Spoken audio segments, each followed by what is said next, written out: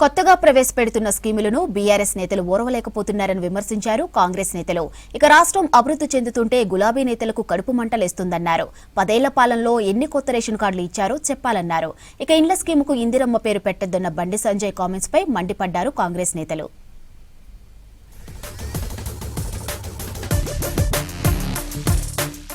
రాష్ట్రం అభివృద్ధి పథంలో ముందుకు వెళ్తుంటే బీఆర్ఎస్ నేతలు కడుపు మంటతో ఓర్వలేకపోతున్నారని విమర్శించారు పీసీసీ చీఫ్ మహేష్ కుమార్ గౌడ్. కొత్త సంక్షేమ పథకాల ఓపెనింగ్ సెరమనీతో రాష్ట్రానికి అతిపెద్ద పండగ అన్నారు.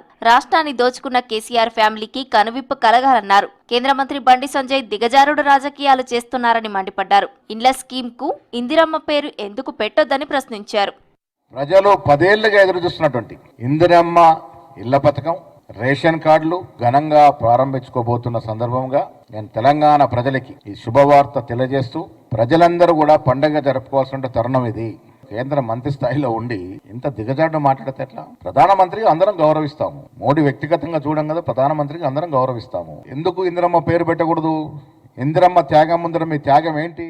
RRR బాధితులను ప్రభుత్వం అన్ని విధాలుగా ఆదుకుంటుందన్నారు ఆలేరు ఎమ్మెల్యే ప్రభుత్వ విప్ బీర్లా ఐలయ్య. RRR పనులను త్వరగా పూర్తి చేయాలని కేంద్రం చెబుతుంటే రాష్ట్రంలో బీజేపీ నేతలు అడ్డుకునేందుకు యత్నిస్తున్నారని విమర్శించారు.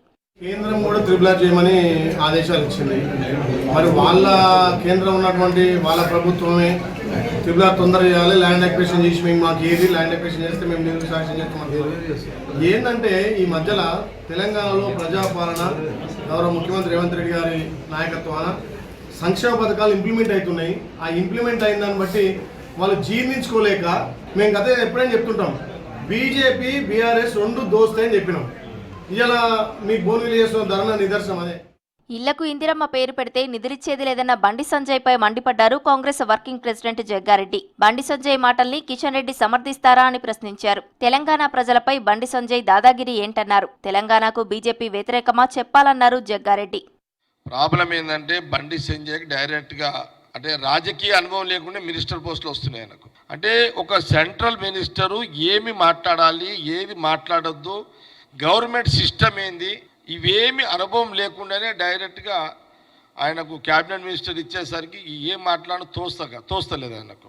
అంటే గతంలో ఒక ప్రెసిడెంట్గా ఎన్ని మాట్లాడినా చెల్లుతుంది, కానీ నువ్వు సెంట్రల్ మినిస్టర్గా ఒకసారి నువ్వు సిస్టమ్ తెలుసుకొని మాట్లాడు.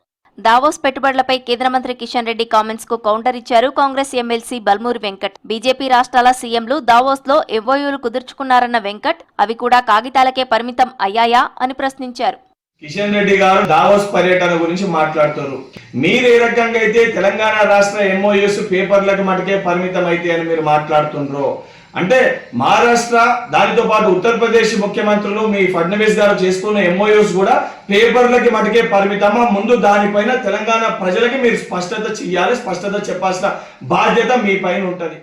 10 ఏళ్ల పాలనలో బీఆర్ఎస్ ఒక్క వాగ్దానం నెరవేర్చలేదన్నారు వరంగల్ పశ్చిమ ఎమ్మెల్యే నాయని రాజేందర్ రెడ్డి. రెచ్చగొట్టి రాజకీయ లబ్ధి పొందడం గులాబీ నేతలకు అలవాటుగా మారిందన్నారు. హనుమకొండ కాంగ్రెస్ ఆఫీస్లో బీఆర్ఎస్ ప్రభుత్వం హామీలు నెరవేర్చని తీరుపై ప్రొజెక్టర్ ద్వారా పవర్ పాయింట్ ప్రజెంటేషన్ ఇచ్చారు నేతలు. ఒక మాట్లాడుతుండల్లా ఓ చెల్లని రూపాయి ఏమంటాడు, 40 లక్షలు ఇచ్చిండట రేషన్ కార్డులు, మొత్తం కలిపి 40,000 ఇవ్వలే, నువ్వు 0.5% ఇవ్వలే. ఎన్నిసార్లు పెడతారు? ఇప్పుడు పెడతారు, ఎలక్షన్లు వస్తాయి కాబట్టి కేవలం వీటి ముందు పెడుతున్నారు అంటున్నారు. ఇప్పుడు ఈ ఎదవలో కనీసం 26వ తారీఖు నాడు రేషన్ కార్డులు రిలీజ్ చేస్తున్నాం మేము, అది కూడా సోయలేదు, ఇంగిత జ్ఞానం లేదు. మీరు అలా పాల్గొంటే కదా మీకు తెలిసేది.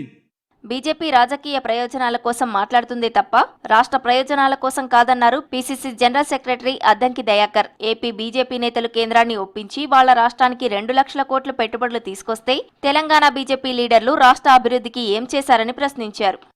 ఇలా ముఖ్యమంత్రి గారు అటు శ్రీధరబాబు గారు దావోస్ లో హైదరాబాద్ కున్న పొటెన్షియాలిటీని ప్రచారం చేయడం ద్వారా, దాన్ని కన్విన్స్ చేయడం ద్వారా పెద్ద ఎత్తున ఇలా పెట్టుబడులు వచ్చినాయి. మెచ్చుకునేది పోయి ఇలా సన్నాయి నొక్కులు మాట్లాడితే మిమ్మల్ని ఎవరు పట్టించుకుంటారు కనుక.